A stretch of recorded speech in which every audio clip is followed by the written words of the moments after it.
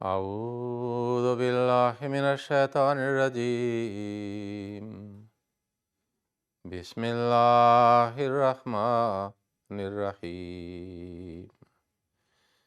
قل هو الله أحد الله الصمد لم يلد ولم يولد ولم يكن له كفوا أحد. بسم الله الرحمن الرحيم. قل أعوذ برب الفلق من شر ما خلق ومن شر غاسق إذا وقب ومن شر النفاثات في العقد ومن شر حاسد إذا حسد. بسم الله الرحمن الرحيم. قل أعوذ برب الناس ملك الناس إله الناس من شر الوسواس الخناس الذي يوسوس في صدور الناس من الجنة والناس. آج رمضان کا آخری روزہ ہے اور اس کے بعد رمضان کا اختتام ہو جائے گا، اور پھر روزہ رکھنے والوں کے لیے عید الفطر کے تہوار کا ہمارے دین میں اہتمام کیا گیا ہے۔ حقیقی عید کیا ہے، یہ بہت اہم موضوع ہے اور اس کے بارے میں ہمیں سوچنا بھی چاہیے اور اپنے آپ کو تیار کرنا چاہیے کہ وہ حقیقی عید نصیب ہو۔ عید کا لفظ جب آتا ہے، خواہ اس کے معنی وہ ہے جو بار بار آتا ہے، لوٹ کر آنا، لیکن خوشی کا بھی ایک عنصر اس میں پایا جاتا ہے۔ اور دیکھتے ہیں چاہے وہ لوگ جنہوں نے روزہ نہ بھی رکھا ہو، وہ کپڑے پہن کے نئے نئے خوشبوئیں لگا کے عیدگاہ کی طرف جاتے ہیں اور عید میں شامل ہوتے ہیں۔ بعض کا بلکہ اکثر وہ لوگ جنہوں نے رمضان کو ویسے نہیں گزارا ہوتا جیسے گزارنا چاہیے یا گزارنے کی کوشش کرنی چاہیے، اور بعض ایسے بھی ہیں مسلمان، اب تو بہت شکایات آتی ہیں کہ بہت سارے ہیں جو نمازیں بھی نہیں پڑھتے، لیکن عید کے اوپر پھر اچھے اچھے کپڑے پہن کے، جبے پہن کے اور مذہبی حلیہ بنا کے وہ اس میں شامل ہوتے ہیں، اور اس کے بعد بعض ایسے اشغال میں بھی مشغول ہو جاتے ہیں جن کا دین کے ساتھ، عام انسانی اخلاقیات کے ساتھ بھی کوئی تعلق نہیں ہوتا، تو وہ تو حقیقی عید سے بہت دور ہیں۔ حقیقی عید کیا ہے؟ لیکن اس کے لیے خاکسار نے قرآن کریم کی جو آخری 3 صورتیں ہیں، 3 کل جو کہتے ہیں، وہ پڑھی ہیں۔ آپ کو سوچے گا کہ اس کا اس کے ساتھ کیا تعلق ہے، تو کوشش کرتے ہیں، کیونکہ عید خوشی، طمانینت، اطمینان، سکون اور جس کی بنا پہ خوشی ملتی ہے، عید کا یہی مفہوم ہے۔ یاد رہے کہ یہ جو 3 صورتیں میں نے پڑھی ہیں، اگر قرآن کریم سرسری طور پہ دیکھا جائے تو سورۃ فاتحہ سب سے پہلی صورت ہے جو کہ قرآن کریم کا تعارف ہے، اور اس تعارف میں جو باتیں بیان کی گئی ہیں، باقی قرآن کریم میں اس کو وضاحت کے ساتھ مختلف طریقوں سے ہمارے سامنے اللہ تعالیٰ نے پیش کی ہے، گویا کہ اس مضمون کو ڈیولپ کیا ہے۔ اور مضمون کے لحاظ سے قرآن کریم جو ہے سورۃ اللہ پہ ختم ہو جاتا ہے۔ سورۃ فاتحہ کے آخر پہ جو 2 گروہوں کا جن کا ذکر ہے، مغضوب علیہم الضالین، تو سورۃ اللہب میں فرمایا کہ دشمن اسلام یا دشمن سچائی جو ہے اس کے 2 ہاتھ ہیں، 2 پہلو ہیں، گویا مغضوب اور ضالین ہیں، ان کی تباہی کا پھر وہاں ذکر ہے۔ اس کے بعد جو 3 کل آتے ہیں، گویا کہ یہ تتمہ یا اختتام یا کنکلوژن ہے قرآن کریم کا۔ سب سے پہلی سورۃ اخلاص ہے، گویا کہ جس دشمن کا ذکر ہے ابو لہب کے نام کے ساتھ، کے لفظ کے ساتھ، جس کے 2 پہلو، 2 رخ، 2 ہاتھ سورۃ فاتحہ میں بیان ہوئے، ضالین اور مغضوب، تو تباہ تو اس نے ہونا ہے، لیکن اس کے لیے ضروری ہے کہ جو اپنے آپ کو اس کے فتنے سے بچانے والے ہیں، اس کا مقابلہ کرنے والے ہیں، اس کو سورۃ اخلاص پہ بڑا غور کرنا چاہیے۔ قل ہو اللہ احد، تو کہہ دے کہ اللہ ایک ہی ہے، اللہ الصمد، اللہ جو ہے بے احتیاج ہے۔ صمد کہتے ہیں دوسروں کو ضرورت ہو اور اس کو دوسروں کی ضرورت نہ ہو۔ چوٹی کو کہتے ہیں سیلاب آئے، تباہی برپا کر دے، لوگ چوٹی کے اوپر چڑھ جاتے ہیں اپنے آپ کو بچانے کے لیے۔ گویا کہ خدا کی پناہ میں آنے سے ہی تم بچ سکو گے، اور جن جن کو تم لے آؤ گے وہ بھی بچ سکیں گے۔ جو سورۃ لہب میں جو تباہ کاریاں کا جن کا ذکر ہے، لم یلد ولم یولد ولم یکن لہ کفوا احد، اس جیسا کوئی نہیں، مشابہ کیا، اس جیسا ہے ہی کوئی نہیں، وہ ایک ہی ہے، احد ہے، یونیک ہے۔ پھر اگلی صورت ہے صورت الفلق، جس میں اللہ تعالیٰ مختلف قسم کے ذکر کرتا ہے کہ جو کہ فتنوں سے کی جو تاریکی سے جب فتنے بالکل دنیا کو بھر دیں گے اور کوئی روشنی سجھائی نہیں دے گی، اس طرح کی صورتحال اللہ تعالیٰ نے بیان کی ہے۔ من شر غاسق اذا وقب، ٹھیک ہے، بالکل چھا جائے گا، گپ اندھیرا جس طرح ہوتا ہے، اور اللہ کی پناہ مانگی، اللہ کی پناہ آنے کے لیے اللہ تعالیٰ نے دعا سکھائی ہے۔ وَمِن شَرِّ النَّفَّاثَاتِ فِی الْعُقَدِ، وہ گیروں میں وہ جو پھونکتے ہیں، یعنی کہ تعلقات خراب کرنے کی جو وسوسے اور جو منصوبے ہیں، ان کا یہاں ذکر ہے، اور حسد کرنے والے کے حسد سے بھی بچاؤ اور پناہ کا ذکر ہے کہ رب جو ہے اس کی پناہ میں بندہ آ جائے تو بچ سکے گا، ورنہ نہیں۔ اس کے بعد صورت الناس ہے، یہ خاص طور پہ میں اس کے اوپر کچھ کہنا چاہتا تھا۔ دیکھیں کل جو ہے نا کہہ، تو یہ ایک جہد مسلسل ہے، ایک مسلسل پیغام ہے۔ اللہ نے حضرت صلی اللہ علیہ وسلم کو مخاطب کیا، آپ نے جب صحابہ کے سامنے پڑھا تو ان کو کہا کل، کہ تم میں سے ہر کوئی جو ہے وہ پھر آگے کل کہے۔ گویا کہ نسل بعد نسل، ایک فرد سے دوسرے فرد، ایک سے آگے آگے چلتے، ہر کوئی ساری دنیا میں یہ پیغام پہنچاتے چلے جاؤ۔ اور کیونکہ یہ آخری صورتیں ہیں، آخری زمانہ کے جو فتنے ہیں، ان کا یہاں ذکر ہے، خاص طور پہ ان کی طرف میں اشارہ کرنا چاہتا ہوں۔ بات یہ ہے کہ اگر انسان مصیبت میں ہو، مشکلات میں ہو، فتنوں میں گھرا ہوا ہو، تو اس کی کون سی عید اور اس کی کون سی خوشی اور عید تو اس کی ہے کہ فتنوں کے اوپر وہ قابو پا لے، فتح حاصل کر لے، اس کے لیے فتنے ختم ہو جائیں، اس کو اطمینان ہو، اس کا مستقبل محفوظ ہو۔ اور اللہ تعالیٰ نے یہاں بتایا ہے کہ وہ اللہ تعالیٰ کی پناہ میں جو آتا ہے اسی کو جو ہے وہ حفاظت ملتی ہے، اور وہی پھر عید منا سکتا ہے، ورنہ دوسرا عید کیا منائے گا؟ وہ تو ایسے ہی ہے، پھر آنکھیں بند کی ہوئی ہیں، خطرات کا پتہ نہیں ہے، اور پھر وہ خوشیوں میں مگن ہے، خوابیں دیکھ رہا ہے۔ یہ تو ایک افسانوی بات ہے، حقیقت کا اس کے ساتھ کوئی تعلق نہیں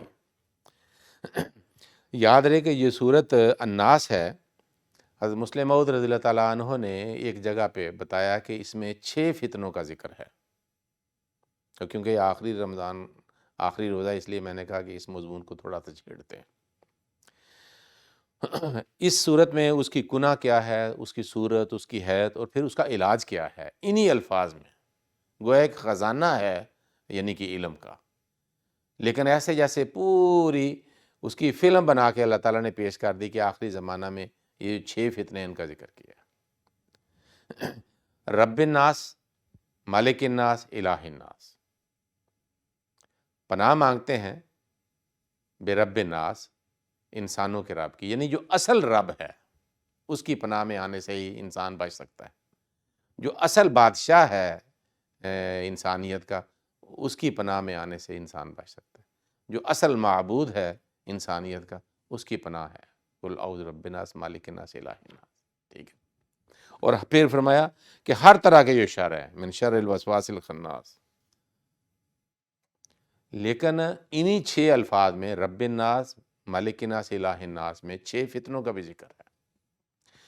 اس لیے کہ کتنے لوگ ہیں جو اصل رب کو رب مانتے ہیں، اصل بادشاہت کو، اس کائنات کے کو بادشاہ مانتے ہیں، اور اصل جو معبود ہے، عبادت کے لائق ہے، اسی کو خدا مانتے ہیں۔ کتنے ہیں لوگ دنیا میں تو دوسرے چیزوں کو، پیسے کو، لوگوں کو رب بھی مانتے ہیں، بادشاہ بھی مانتے ہیں، اور معبود بھی مانتے ہیں، ان کے آگے سجدے کرتے ہیں، ماتھا ٹیکتے ہیں، بعض تو مردوں کے سامنے بھی ماتھا ٹیکتے ہیں۔ تو حضرت مسلم موعود رضی اللہ تعالیٰ عنہ نے بیان فرمایا کہ یہاں 6 فتنوں کا ذکر ہے۔ رب الناس، رب کہتے ہیں جو پالنے والا ہے، جہاں سے روٹی ملتی ہے، گویا کہ آجر اور اجیر، آپ کو کام دینے والا،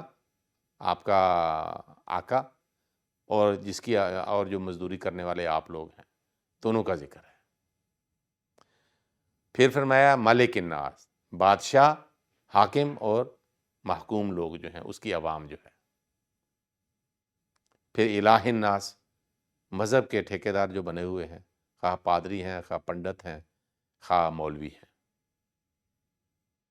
اور پھر جو ان کے پیچھے چلنے والے ہیں، ان کے ماتحت ہیں۔ گویا کہ 6 طرح کی انسانیت جو ہے وہ تقسیم ہوئی ہے۔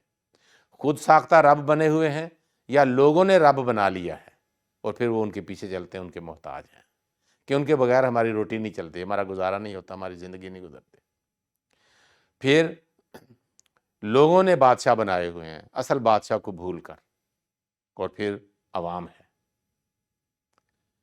پھر لوگ پیچھے چلتے ہیں، اندھا دھند تقلید کرتے ہیں، مذہبی جو نمائندے ہیں، جو خدا کے نمائندے سمجھے جاتے ہیں، ان کو خدا سے بھی زیادہ اہمیت دی ہے، ان کی بات مانتے ہیں، خدا کی بات نہیں مانتے۔ آپ دیکھ لیں، ہندو پنڈت کی بات مانتا ہے، اپنے بھگوان کی بات نہیں مانتا۔ عیسائی پادری کی بات مانتا ہے، لیکن وہ خدا جس نے عیسیٰ کو بھیجا اس کی بات نہیں مانتے۔ مسلمانوں میں ملا اور مولوی کی بات لوگ مانتے ہیں، وہ خدا جس کے دین کے نام کا وہ نام لیتا ہے، اس خدا کی بات نہیں مانتے، اس کو معبود نہیں مانتے، اور اس کی بات نہیں مانتے۔ فرمایا آخری زمانے میں یہ 6 طرح کے فتنے ہوں گے۔ مالک کی طرف سے فتنے ہوں گے، یا آجر کی طرف سے، یا جو آپ کو کام دیتا ہے، آپ کو تنخواہ دیتا ہے وہ، اور جو عوام ہے، کام کرنے والے مزدور لوگ ہیں، ان کی طرف سے فتنے ہوں گے۔ دونوں نے اپنی اپنی آرگنائزیشن بنائی ہوئی ہیں، اپنے اپنے حقوق کی خاطر وہ ہڑتالیں بھی کرتے ہیں، مظاہرے بھی کرتے ہیں، فساد بھی مچاتے ہیں، توڑ پھوڑ بھی کرتے ہیں، آگیں بھی لگاتے ہیں، دونوں یہ کرتے ہیں۔ پھر فرمایا بادشاہ، حاکم اور محکوم اور عوام جو ہے، عوام اپنے حقوق کا مطالبہ کرتی ہے، یا حکمران جو ہیں وہ سمجھتے ہیں کہ ان کی بات نہیں مانی جاتی، اور اس دونوں طرح سے فتنے و فساد برپا کیے جاتے ہیں، اپنے مفاد کی خاطر جو ہیں وہ آگیں لگائی جاتی ہیں، آنکھیں بھڑکائی جاتی ہیں، فساد مچائے جاتے ہیں، فساد پیدا کیے جاتے ہیں، فتنے پیدا کیے جاتے ہیں، اور پھر مولوی فتنے پیدا کرتا ہے، اور پھر لوگ بھی فتنے پیدا کرتے ہیں۔ فرمایا 6 طرح کے فتنے ہیں،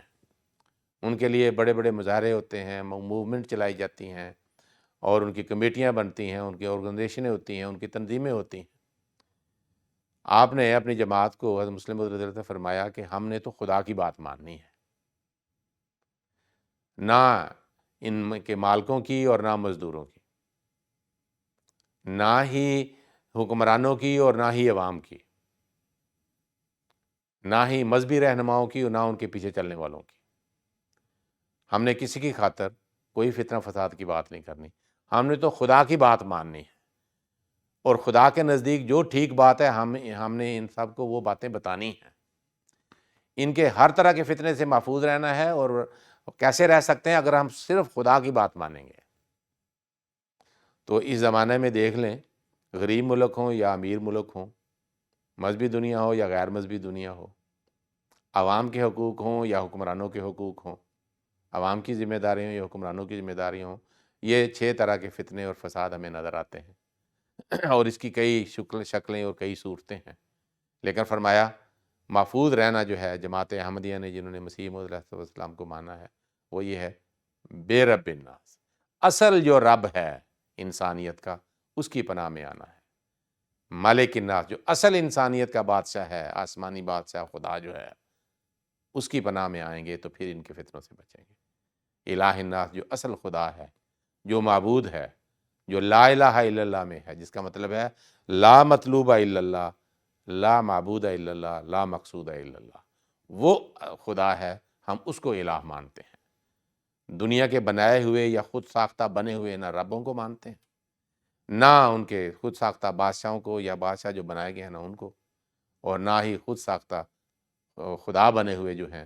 بنے ہیں یا بنائے گئے ہیں، نہ ہم ان کو مانتے ہیں، ہم تو رب کی مانتے ہیں۔ ہم سچی اور سیدھی بات کہتے ہیں، اور ان دونوں طرح کے جو 6 طرح کے فتنے پیدا کرنے والے ہیں ان کے لیے ہمارا وہ پیغام ہے کہ خدا کیا چاہتا ہے۔ اس لیے حفاظت اسی میں ہے کہ اصل رب کو مانو جو حقیقی رب ہے، پناہ اسی بادشاہ کی لو جو اصل بادشاہ ہے، اور عبادت اسی معبود کی کرو جو اصل بادشاہ ہے، جو اصل الہ ہے، جو اصل خدا ہے، تو انسان پھر محفوظ ہو جاتا ہے۔ دیکھو رمضان میں اللہ تعالیٰ جب روزوں کی آیت آتی ہے، یا الذین آمنوا کتب علیکم الصیام کما کتب علی الذین من قبلکم، آگے فرمایا ولعلکم تتقون، تاکہ تم محفوظ ہو جاؤ۔ حفاظت کس کی حفاظت میں آئے، کس کی پناہ میں آئے کہ انسان محفوظ ہو جائے؟ جو سب سے زیادہ طاقتور ہو، اس سے بڑھ کے کوئی طاقتور نہ ہو، اور وہی خدا جو ہے، جو ہمارا رب بھی ہے، رحمان بھی ہے، رحیم بھی ہے، مالک بھی ہے، ملک بھی ہے اور الہ بھی ہے۔ اس کی پناہ میں آئیں گے، اس کو اپنا محافظ مان لیں گے، اس کی ڈھال کے پیچھے چلے جائیں گے، تو پھر ہم مادی فتنوں سے بھی، اخلاقی فتنوں سے بھی اور روحانی فتنوں سے بھی بچ جائیں گے اور پناہ میں آ جائیں گے۔ گویا اس صورت میں جو بات بتائی گئی کہ فتنوں سے بچنا ہے، فتنوں میں حصہ نہیں لینا۔ حضرت مسلم موعود رضی اللہ تعالیٰ عنہ نے بار بار جماعت کو بتایا کہ کسی طرح کے فتنوں میں حصہ نہیں لینا۔ اسی لیے تو جماعت میں ہڑتال کرنا، جو بعض ممالک میں ایک حق کی بات کی جاتی ہے، عوام کا حق ہے، لیکن ہم نہیں کرتے، کیونکہ اس کا نتیجہ فساد ہی ہوتا ہے، نقصان ہوتا ہے، آگیں لگتی ہیں اور املاک ضائع ہوتے ہیں اور لوگوں کی اموات ہوتی ہیں اور زخمی ہوتے ہیں اور نقصان اٹھاتے ہیں۔ اس لیے جماعت احمدیہ کا یہ مسلک ہے کہ ہم نے کسی طرح کے مظاہروں میں ہم نے شامل نہیں ہونا۔ اب جو اللہ تعالیٰ کو اپنی پناہ بنا لے اور جو خدا کی پناہ میں آ جائے، اس سے زیادہ محفوظ کون ہو سکتا ہے؟ اور روزہ جو ہے، جو رمضان ہے، یہ گارنٹی دیتا ہے کہ مادی صحت کے لحاظ سے، اخلاقی لحاظ سے، اگر انسان رمضان کے جو احکامات ہیں اس پہ عمل کرے گا تو پھر وہ پناہ میں آ جائے گا، بیماری سے صحت میں آ جائے گا، معاشرتی جو فتنہ فساد ہیں اس سے امن میں آ جائے گا، اور معاشرے میں امن پیدا ہو جائے۔ جب کسی برائی کا مقابلہ کرنا ہی نہیں ہے، حضرت صلی اللہ علیہ وسلم نے فرمایا کہ اگر کوئی لڑائی کی طرح بھی ڈالے تو آپ نے کہنا میں روزے دار ہوں، میں روزہ رکھتا ہوں، تو گویا کہ وہ بچ جائے۔ تو اس لحاظ سے، اسی لیے حضرت صلی اللہ علیہ وسلم نے ایک دفعہ فرمایا جو قیامت والے دن ایک ایسا دروازہ ہوگا جہاں صرف روزے داروں کو بلایا جائے گا، اور وہ ریان ہے، گویا سیرابی، کیونکہ خدا کی خاطر جنہوں نے جائز کھانا پینا جو ہے وہ بھی چھوڑ دیا اور بھوکے پیاسے رہے، تو اللہ تعالیٰ کی طرف سے ان کو سیراب کیا جائے گا، جس کا نام ریان رکھا گیا ہے۔ پھر ایک اور بات ہے کہ ہم عبادات کرتے ہیں رمضان میں، لیکن اس بات کے لیے ضروری ہے کہ جو ہم نے کی ہے خدا تعالیٰ کی قبولیت کا شرف حاصل کر سکے۔ اگر نیکی بھی کی ہے، بظاہر خدا کے لیے کی ہے، لیکن خدا نے اگر قبول نہیں کی تو پھر اس نیکی کا کیا فائدہ؟ اس لیے اللہ تعالیٰ نے قرآن کریم میں ایک دعا سکھائی ہے۔ دیکھو حضرت ابراہیم علیہ السلام اور اسماعیل علیہ السلام خانہ کعبہ بنا رہے تھے، اللہ کا گھر بنا رہے تھے، لیکن فرمایا ربنا تقبل منا، اے اللہ تو قبول کر لے، کیونکہ اگر تو قبول نہ کرے گا، بے شک خدا کی خاطر ہی کام کیا ہو تو پھر اس میں کوئی نقص ہے، اس کا مطلب قبول نہیں ہوا۔ تو اس لیے یہ ضروری ہے کہ رمضان کی جو عبادات ہم بجا لائے، جتنی بجا لانی چاہیے تھی ہم نہیں کیا، اس کا اقرار کرنا چاہیے، لیکن اے خدا جیسا بھی ہم نے کیا گرتے پڑتے ہم التجا کرتے ہیں کہ تو ان کو قبول کر، کیونکہ تو قبول کرے گا تو پھر ہمیں کچھ فائدہ ملے گا۔ دیکھیں حضرت آدم علیہ السلام کے 2 بیٹوں کے بارے میں آئیے، ایک نے قربانی کی، دونوں نے قربانی کی، ایک کی خدا نے قبول کر لی، دوسرے نے نہ قبول کی۔ اس کا مطلب ہے جس کی قبول نہیں اس میں کچھ نقص تھا۔ جس طرح بیج کیڑے والا ہو تو وہ پنپتا نہیں ہے، پنپے اگر پنپے بھی پھر بھی اس میں وہ پھل ویسا نہیں لگے گا، پھل لگے گا بھی تو اس میں کیڑا ہوگا، تو وہ تو رد کرنے کے لائق ہو جاتا ہے، پھر کوئی بھی اس کو کھاتا نہیں ہے، نہ اس کو کوئی خریدتا ہے۔ تو اللہ تعالیٰ نے وہاں بھی یہ فرمایا کہ جس کی قربانی قبول ہوئی اس نے دوسرے کو کہا، جس نے حسد کی آگ میں جل کے دوسرے کو تباہ و برباد کرنے کی کوشش کی اور قتل کرنے کی سازش کی اور قتل کر بھی دیا، اس نے کہا تھا انما یتقبل اللہ من المتقین، خدا تعالیٰ تو تقوی کرنے والوں سے، تقوی اختیار کرنے والوں کی قربانی قبول کرتا ہے۔ گویا کہ وہی رمضان والا جو ہے لعلکم تتقون، اگر خدا کی پناہ میں آ کے خدا کی رضا کو مد نظر رکھتے ہوئے ہم نے کیا ہے، ہماری نیتیں اتنی پاک صاف ہیں، اس میں کوئی نقص نہیں ہے، کوئی کیڑا نہیں ہے جو ان کو خراب کر دے، تو پھر وہ قبولیت کا شرف پاتی ہے۔ گویا کہ انسان نے ایک مومن نے سفر طے کرنا ہے اور مسلسل ایک ترقی جینے کے اوپر چڑھتے چلے جانا ہے، جس طرح اللہ تعالیٰ قرآن کریم میں ایک جگہ فرماتا ہے بلا من اسلم وجہہ للہ وہو محسن فلہ اجرہ عند ربہ ولا خوف علیہم ولا هم يحزنون۔ حضرت مسیح علیہ السلام نے بیان فرمایا کہ یہاں 3 مدارج کا ذکر ہے جو مومن طے کرتا ہے یکے بعد دیگرے، فنا کا، بقا کا اور لقاء کا، پھر وہاں سکون مل جاتا ہے۔ اس لیے کہ فنا کے پرخار جنگلوں میں سے گزرتے ہوئے بقا کی وادیوں میں بسیرا کرنا ہے، اور پھر اور ترقی کرتے ہوئے لقاء کی اڑان بھرنی ہے، اور پھر خدا تعالیٰ کے حضور حاضر ہو جانا ہے۔ جب ایسا ہوتا ہے تو گویا کہ وہ سما ہے جس کے بارے میں اللہ تعالیٰ نے ایک جگہ فرمایا ہے کہ جب انسان نفس لوامہ، نفس امارہ سے نکل کے نفس لوامہ میں داخل ہوتا ہے اور اس حالت سے ترقی کرتے کرتے، برائیوں سے نفرت کرتے کرتے اور نیکیوں سے محبت کرتے کرتے وہ نفس مطمئنہ حاصل کر لیتا ہے، جہاں خود بھی مطمئن ہے، خدا بھی اس میں مطمئن ہے، وہ بھی راضی ہے اور یہ بھی راضی ہے، اور پھر جس طرح کی آواز آتی ہے یا ایتھا النفس المطمئنہ ارجعی الی ربک راضیۃ مرضیہ فادخلی فی عبادی وادخلی، یہ ہے جنت اصل میں، اور یہ ہے حقیقی عید جس کی تمنا اور جس کے لیے ہمیں دعا کرنی چاہیے۔ حضرت مسیح موعود علیہ السلام اپنے منظوم کلام میں بڑے عظیم الشان اور گہری نصائح کرتے ہیں، یہ سارے مضامین جو ہیں وہ اس میں پائے جاتے ہیں۔ میں چند شعر آپ کی خدمت میں پیش کرتا ہوں۔ حضور فرماتے ہیں کیا زندگی کا ذوق اگر وہ نہیں ملا، یعنی خدا تعالیٰ، لعنت ہے ایسے جینے پہ گر اس سے ہیں جدا، اس رخ کو دیکھنا ہی تو ہے اصل مدعا، جنت بھی ہے یہی کہ ملے یار آشنا، بن دیکھے کس طرح کسی ماہ رخ پہ آئے دل، کیوں کر کوئی خیالی صنم سے لگائے دل، دیدار گر نہیں تو گفتار ہی سہی، حسن و جمال یار کے آثار ہی سہی، جو خاک میں ملے اسے ملتا ہے آشنا، اے آزمانے والے یہ نسخہ بھی یاد۔ یہ فنا ہے کہ جو خدا نے کہا وہ مان لیا اور اپنا کچھ بھی نہ رکھا۔ عاشق جو ہیں وہ یار کو مر مر کے پاتے ہیں، کئی موتیں ان کے اوپر آتی ہیں، کئی موتیں وہ سہیڑ لیتے ہیں، اپنے آپ کو موت کے منہ میں ڈال دیتے ہیں، اپنی ہستی کو فنا کر دیتے ہیں۔ عاشق جو ہیں وہ یار کو مر مر کے پاتے ہیں، جب مر گئے تو اس کی طرف کھینچے جاتے ہیں، یہ پھر لقاء آ جاتا ہے۔ فنا ہے، بقا ہے، لقاء ہے۔ زندہ وہی ہیں جو کہ خدا کے قریب ہیں، مقبول بن کے اس کے عزیز و حبیب ہیں، وہ دور ہیں خدا سے جو تقوی سے دور ہیں۔ وہی تقوی کا مضمون آ گیا۔ ہر دم اسیر نخوت و کبر و غرور ہے، تقوی یہی ہے یارو کہ نخوت کو چھوڑ دو، کبر و غرور و بخل کی عادت کو چھوڑ دو، اس بے ثبات گھر کی محبت کو چھوڑ دو۔ دنیا تو دنیا ہے، دنیتن ہے، مختصر ہے، گندی ہے، ہمیں خدا سے دور کرنے والے اس میں عوامل ہیں۔ اس بے ثبات گھر کی محبت کو چھوڑ دو، اس یار کے لیے رہے عشرت کو چھوڑ دو، تلخی کی زندگی کو کرو صدق سے قبول، تا تم پہ ہو ملائکہ عرش کا نزول۔ اسلام چیز کیا ہے، خدا کے لیے فنا، ترک رضائے خویش پہ مردی خدا۔ تو اس لیے اللہ تعالیٰ جو کہتا ہے وہ کہتا ہے اپنے آپ کو پاک مت کرو، پاک مت کہو۔ بندہ کہتا ہے میں پاک نہیں ہوں، رب نقنی من الذنوب کما ینقی الثوب الابیض من گناہوں سے مجھے پاک صاف کر دے، جیسے کپڑے کو دھوتے ہیں اور پاک صاف ہو جاتا ہے اور نکھر جاتا ہے۔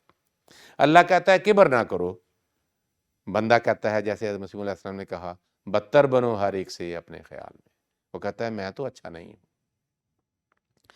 حسد اور بغض اور کینہ خدا کہتا ہے نہ رکھو، بندہ کہتا ہے ہم تیری پناہ میں آتے ہیں، جس طرح آن سلم دعائیں کیا کرتے تھے کہ یا اللہ میں پناہ مانگتا ہوں من شر نفسی و من شر لسانی و من شر قلبی و من شر بصری، اے اللہ میں اپنے نفس کے شر سے، اپنی زبان کے شر سے، اپنے دل کے شر سے، اپنی آنکھ کے شر سے پناہ مانگتا ہوں، تیری پناہ میں آتا ہوں۔ خدا تعالیٰ ستار ہے، خدا کہتا ہے دوسروں کی بھی ستاری کرو تو پھر میری ستاری کو بھی تم پاؤ گے۔ تو وہ دعا کرتے ہیں اللہ مستر اور آتنا وامن رواتنا۔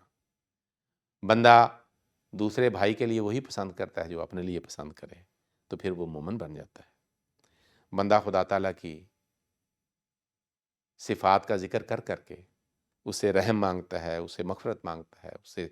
اس سے ستر پوشی مانگتا ہے، ایذ و انکسار اپنانے کے لیے اس سے دعائیں کرتا ہے۔ وہ خدا کو توبہ کرتا ہے تو کہتا ہے تو تواب ہے، اس سے رحم مانگتا ہے تو کہتا ہے تو رحیم ہے۔ اسی لیے حضرت صلی اللہ علیہ وسلم خدا تعالیٰ کی صفات کا واسطہ دے کے اس سے مدد مانگتے تھے اور حفاظت مانگتے تھے۔ جب انسان محفوظ ہو جائے تو پھر خوش ہوتا ہے، جب خطرے کا دھڑکا لگا رہے تو وہ کون سی خوشی اور کون سی عید۔ اس لیے ہمیں چاہیے کہ ہم نے درسوں کے دوران جو بھی دعائیں سیکھیں، جو بھی اعمال حسنہ کرنے کے لیے ہم نے معلوم کیے، اور جو اعمال سیئہ جن سے بچنے کی اللہ تعالیٰ نے تاکید کی، ہمیں چاہیے کہ ہم خدا تعالیٰ سے فضل مانگتے ہوئے، توفیق مانگتے ہوئے رمضان کے بعد بھی اپنی عبادات کا کچھ نہ کچھ ردم قائم رکھیں، تلاوت قرآن کریم کا ردم قائم رکھیں، کچھ نہ کچھ، ویسا تو نہیں ہو سکتا لیکن کچھ نہ کچھ تو ہو۔ تہجد میں کچھ نہ کچھ تو دعائیں کریں، اور پھر ذکر الہی بھی کچھ نہ کچھ تو جاری و ساری رہے، تاکہ رمضان جانے کے بعد یہ نہ ہو کہ گویا کہ مصیبت میں پڑے ہوئے تھے، بلکہ رمضان کا مزہ ایسا ہی ہو جیسا انسان کھانا کھا لیتا ہے، اچھا مشروب پی لیتا ہے، تو پینے کے بعد بھی، کھانے کے بعد بھی اس کو مزہ آتا رہتا ہے۔ بعض کا تو خواب میں کھائے پیے جب بیدار ہوتے ہیں تو مزہ زبان کے اوپر ہوتا ہے، تو کیوں نہ رمضان کے بعد بھی وہ لطف اور وہ مزہ ہم قائم رکھیں، یہاں تک کہ اگلا رمضان آ جائے اور پھر ہم اور زیادہ جوش و خروش کے ساتھ رمضان سے لطف اندوز ہوں اور اس کا حق ادا کریں اور اپنی نیکیوں کو اس کی معراج تک پہنچانے کی کوشش کریں۔ یہ ہے نفس مطمئنہ، اور یہی اصل میں عید ہے کہ خدا تعالیٰ ہمیں کہے کہ ارجعی الی ربک راضیۃ مرضیہ۔ جاتے جاتے ایک بات آپ کی خدمت میں عرض کرنی ہے۔ حضرت صلی اللہ علیہ وسلم نے ایک بات کی، رمضان میں عام طور پہ تہجد کی توفیق ملتی ہے، لیکن جب روزہ کھول لیا آخری تو انسان سمجھتا ہے میں آزاد ہو گیا۔ تو یہ تو غلط بات نہیں کہ شیطان سے پھر دوستی ہو جائے اور شیطان کو پھر کھول دیں۔ جہنم کے دروازے جو بند ہیں ہم پھر کھول دیں، جنت کے جو کھولے ہوئے تھے وہ پھر ان کو بند کرنے شروع کر دیں، تو یہ تو گھاٹے کا سودا ہوگا، یہ تو کوئی عقل مندی نہیں ہے۔ حضرت صلی اللہ علیہ وسلم نے فرمایا کہ عید کی رات جو ہے، جب روزے ختم ہو گئے، وہ صبح عید ہے، وہ جو رات ہے، اگر کوئی مومن اس رات بھی تہجد پڑھتا ہے جس طرح پہلے پڑھتا رہا ہے، تو پھر قیامت والے دن جب سب دل مردہ ہو جائیں گے، ایسے شخص کا دل جو ہے وہ زندہ رہے گا۔ آئیں ہم بھی عہد کریں کہ رمضان تو ختم ہو گیا لیکن ہم تہجد کی نماز کو جاری رکھیں گے، چاہے صبح ہم نے عید کرنی ہے، لیکن آن سلم کی اس نصیحت پہ عمل کرتے ہوئے کیوں نہ اپنے دلوں کو زندہ رکھیں اور زندگی بخش تہجد کی نماز پڑھیں، اور تاکہ ہم اس خیر سے اور خدا تعالیٰ کی اس رضا سے ہم بھی حصہ پائیں۔ اللہم صلی علی محمد وعلی آل محمد وبارک وسلم انک حمید مجید۔